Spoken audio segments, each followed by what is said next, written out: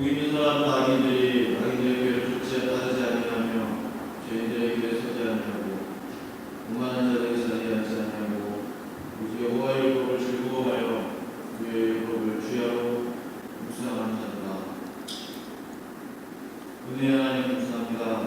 이 새벽에 단잠을 깨워주시고 이 아침 주님의 전에 나와서 하나님의 이름을 찬양하고 주의 말씀을 듣고 주께 기도할 수 있는 은혜를 주셔서 감사합니다. 이 아침 우리에게 주셨사오니 온전히 앞에 영광 돌리는 이 아침이 되게 하여 주시옵소서. 성령이 우리와 시간 동행하여 주시고 이 시간 충만하게 인도하여 주시옵소서. 감사합니다. 예수님의 이름으로 기도합니다. 감사합니다. 안녕히 주셨습니까? 오늘 요한계시록 22장의 본문을 토대로 하나님의 말씀을 나누기를 원합니다. 다윗의 포도원 사건 이후 북이스라엘의 아합 왕은 하나님 앞에서 겸비함을 보였습니다. 그리고 하나님의 은혜로 3년 동안은 평화하게 되었죠. 북이스라엘과 아람, 즉 시리아 사이에는 전쟁이 없었습니다. 북이스라엘이 평화를 누리던 3년째 되던 때 남유다의 왕인 여호사밧이 친히 북이스라엘 아합 왕을 찾아가게 됩니다. 신하를 보내지 않고 왕이 직접 찾아가는 것을 보아서 분명 평화적인 분위기 가운데 양국의 왕들의 만남을 가졌을 것입니다. 그런데 북이스라엘 왕 아합은 갑자기 뜬금없는 말을 하기 시작합니다. 그것은 바로 남유다와 북이스라엘이 함께 연합하여 우리가 나뭇을 치러 가자는 것입니다. 왜냐하면 원래 그 땅도 우리 이스라엘의 땅이니 이제 되찾아야 할 때가 되지 않았는가라는 생각 때문이었습니다. 아합은 참으로 욕심이 많은 왕이었습니다. 21장에서도 아합은 나봇의 포도원 그 땅을 탐내서 하나님 앞에 죄를 지었는데 다시금 그 땅에 대한 욕심을 부리는 모습을 볼 수가 있습니다. 3년 동안 평화를 누리고 이제 유다와 함께 와서 좋은 분위기를 유지하고 있는데 또다시 연합해서 전쟁을 해서 나뭇을 치러 가자는 것은 전적으로 아합의 욕심에서 비롯된 생각이었습니다. 말씀을 준비하면서 느껴지는 것은 참으로 부족한 왕이라는 생각을 스스로 하게 되었습니다. 나봇의 포도원 사건을 보면서 한 나라의 왕이 자신의 그 백성의 땅에 욕심을 내는 모습이 참으로 안타까웠습니다. 그러나 왕같지 못하게 그 땅으로 인해서 근심하고 고민하고 또한 식사도 굶으면서 그 마음과 그 모습들이 남자답지 못한 공존한 모습을 보여주면서 정말 안타까운 생각이 들게 되었습니다. 한 나라의 지도자가 절대로 보이지 말아야 하는 모습을 아합은 보이게 되었습니다. 땅에 대한 욕심을 끝까지 그는 가지고 있었던 것입니다. 여호사밧 왕은 아합 왕의 그와 같은 제안에 동의하면서 중요한 말을 그에게 하게 됩니다. 5절 말씀과 같이요. 청하건대 먼저 여호와의 말씀이 어떠한지 물어보소서. 여호사밧 왕의 이 한마디는 그가 중요한 일을 결정할 때마다 먼저 하나님께 기도하고 물어보았던 사람임을 알 수 있게 합니다. 하나님과 동행하는 삶은 무엇입니까? 그래서 바로 우리가 무슨 일을 시작하기 전에 이것이 하나님의 뜻에 합한 일인지 혹은 이 일을 하나님이 기뻐하시는 일인지에 대해서 먼저 기도하고 시작하는 것을 의미합니다. 여호사밧에게는 그런 마음이 있었습니다. 국가적인 중요한 일을 왕들끼리 그냥 결정하고 내린 것이 아니라 먼저 하나님 앞에 질문한 뒤에 실행에 옮기고 싶었던 것입니다. 이에 아합은 여호사밧 왕의 제안대로 자신에게 속한 400명의 예언자들을 줍니다. 이방신들을 위한 예언자가 아니라 하나님의 말씀을 예언하는 그 선지자들이었습니다. 그들은 모두 이 전쟁에서 이길 것이라고 하나님의 말씀했다고 이야기합니다. 불행하게도 400명이나 되는 그 예언자들은 참된 하나님의 예언자들이 아니었습니다. 언제나 하나님의 역사들은 소수의 참 예언자들을 통해서 예언되고 실현되었습니다. 하나님은 숫자로 일하시는 분이 아니시기 때문에 그렇습니다. 하나님 말씀에 합한 다윗의 그 시대에도 400명씩이나 되는 예언자들이 그 주변에 있지 않았습니다. 숫자가 중요한 것이 아니라 단 한 명이라도 하나님의 참된 예언자가 있는 것이 중요한 것이죠. 분명 자신의 정치에 힘을 실어줄 마치 신화와 같이 불릴 수 있는 예언자들을 그 주변에 두었을 것입니다. 그러기 위해서 많은 숫자로 그 힘을 받고자 했을 것입니다. 그러나 제가 분명히 믿는 것은 400명이 아닙니다. 4,000명, 4만 명의 선지자들이 있다 할지라도 참 하나님의 사람, 참 하나님의 말씀을 전하는 한 사람을 당해낼 수 없다는 사실입니다. 여호사밧이 이상한 마음이 들었던 것 같습니다. 또 다른 선지자가 없습니까? 이 땅에는 하나님의 또 다른 선지자가 없습니까? 하나님의 뜻을 구할 만한 선지자가 없습니까? 라고 묻게 됩니다. 마지못해서 미가야라는 선지자가 한 명 있다고 아합은 말합니다. 역시나 아합은 미가야를 싫어했습니다. 이유는 그가 항상 듣기 좋은 예언이 아닌 심판이나 좋지 않은 일들에 대해서만 예언을 하기 때문에 그렇습니다. 좋지 않은 일들, 심판에 대한 일들을 이야기하기 때문에 그는 미가야 선지자를 무조건 싫어하고 미워했던 것입니다.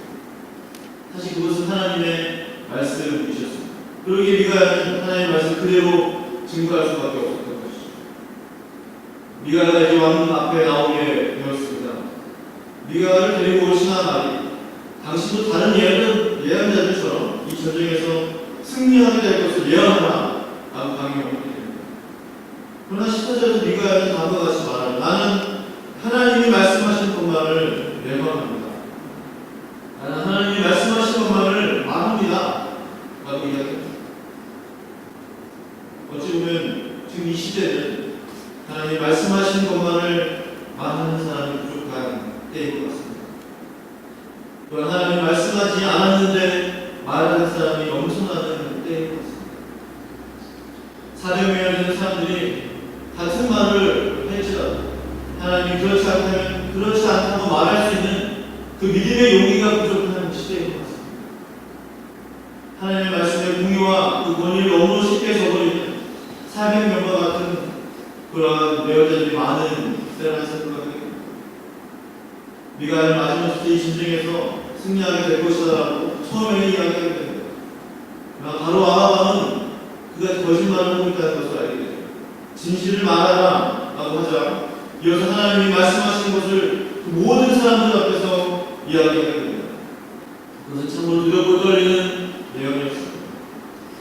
미가야 자신이 본 환상에 대해서 이야기하기 시작합니다. 그 환상은 다음과 같습니다. 하나님이 보좌에 앉으셨고 주변에 수많은 천사들이 둘러서 있습니다. 그리고 하나님의 말씀이 누가 아합에게 가서 그를 전쟁에 나가 죽게 하겠느냐라고 합니다. 서로 여러 가지 의견들이 주거니 받거니 하게 됩니다. 본문의 말씀 20절부터 기록되어 있습니다. 그 중에 한 영이 나와서 이야기하게 됩니다. 제가 나가서 그를 빼내어 죽게 하겠습니다. 제가 거짓의 영이 되어서 거짓말하는 영이 되어서 그 선지자들 가운데 다 들어가서 거짓말하게 해서 전쟁에 나가 죽게 하겠습니다. 성경 말씀은 하나님 그렇게 하라고 허락하십니다. 우리가 스스로 거짓말하는 영이 되어서 그 400명 되는 선지자들의 입에 임하라 라고 허락을 하게 됩니다. 거짓의 영이 그 선지자들에게 임했습니다. 저는 이 부분을 묵상할 때 매우 두렵고 떨리는 마음을 갖게 되었습니다. 스스로 저를 점검해 보게 되었습니다. 하나님의 이름은 하나님의 사람이지만 혹시 나도 모르는 사이에 거짓의 말을 하고 있지만 하나님 말씀하지 않았는데 내 생각인데 하나님 말씀하셨던 것처럼 하면서 말하고 있지 않는가 라는 것을 스스로 생각해 보게 되었습니다. 하나님의 말씀을 맡은 사람에게 거짓이 임하는 것은 거짓의 영이 임하는 것은 정말 위험한 일이구나라는 생각을 하게 되었습니다. 분명 그나의 아들 시드기야라는 그 선지자, 당시 이름이 있었던 선지자였습니다. 400명 중에 유일하게 그의 이름이 기록되는 것으로 봐서 북이스라엘 강대의 유명한 선지자였던 것 같습니다. 그는 유명하고 힘이 있었고 마음이 옆에 있었기 때문에 권위가 있었습니다. 그러나 그는 하나님의 참 선지자가 아니었습니다. 시리아 선지자 말처럼 24절에도 말하듯이 이 전쟁에서 승리할 것을 하나님이 말씀하셨습니다 라고 자신있게 자신이 들은 그 말을 전하게 됩니다. 겉으로 볼 때는 같은 선지자였고 오히려 긍정적인 예언을 하기 때문에 하나님이 그 땅 우리에게 주셨습니다 라는 그 예언이 왕들에게도 또한 백성들에게도 통할 수 있으면 너무나 당연한 사실입니다. 마치 이스라엘 백성에게 주셨던 가나안 땅에 대한 믿음의 선포하고 흡사한 모습입니다. 그래서 오늘의 말씀은 그들의 거짓의 영이 임했다라고 말씀합니다. 나에게 혹시 그러한 거짓의 영의 영향을 받지는 않았는지 스스로 더욱더 생각해 보게 되었습니다. 하나님이 정말 나에게 그렇게 말씀하셨는가? 라면서 제 스스로를 점검해 보게 되는 것이죠. 나는 진짜 하나님이 말씀하신 것만을 말하고 하나님이 말하는 것을 말하지 않는 사람, 라는 부분에 저 스스로 답해야만 했습니다. 긍정적인 말이, 진취적인 생각이, 도전적인 믿음의 고백이 절대로 모두 하나님의 생각이 아니라는 것을 오늘의 부분을 말씀하고 있습니다. 23절 말씀과 같이 그곳에 있었던 400명의 선지자 모두에게 거짓 예언이 있습니다.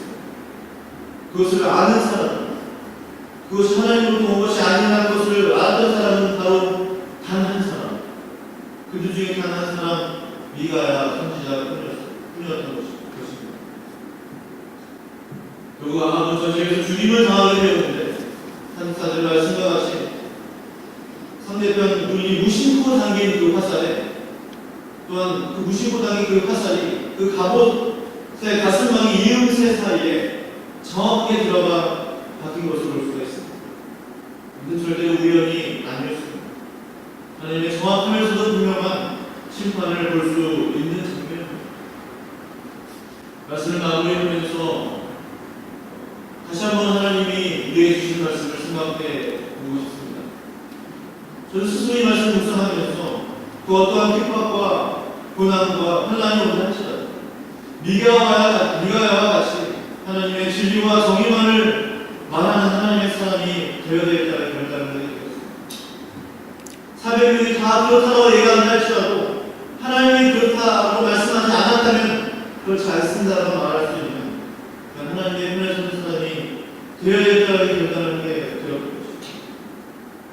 지금 시대에서 하나님의 말씀이 사실은 홍수와 같이 넘쳐나고 범람하고 있는데 많은 사람들이 그렇다라고 이야기하고 있는데 그러나 사실 홍수 때 오히려 참 생수를 만나기 어렵듯이 참 생명의 하나님의 진리의 말씀이 부족한 때라는 생각을 하게 됩니다.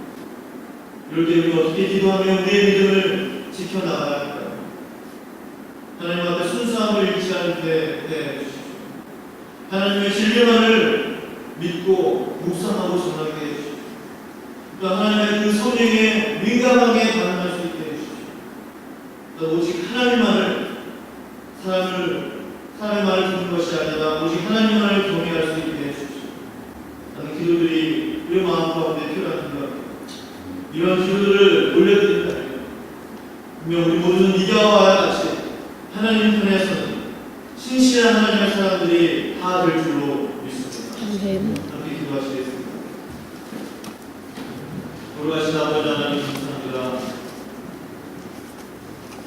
400명이나 되는 선지자들이 그 땅에 있었지만 수많은 하나님을 믿는다라고 하는 사람들이 그 땅에 있었지만 하나님의 뜻을 진정 분별할 수 있는 사람은 단 한 사람이었습니다. 하나님 이 시대는 하나님의 참 말씀을 사라져가고 있는 진리가 왜곡되어가고 있는 시대입니다. 그러나 우리가 다시 하나님 앞에 우리의 마음을 경배하고 주님 앞에 겸손히 나아가며 하나님의 성령에 민감할 수 있게 해달라고 기도하기 원합니다. 또 하나님의 진리의 말씀을 또 하나님을 경외할 수 있는 마음을 달라는 그런 기도를 드리려 합니다. 그런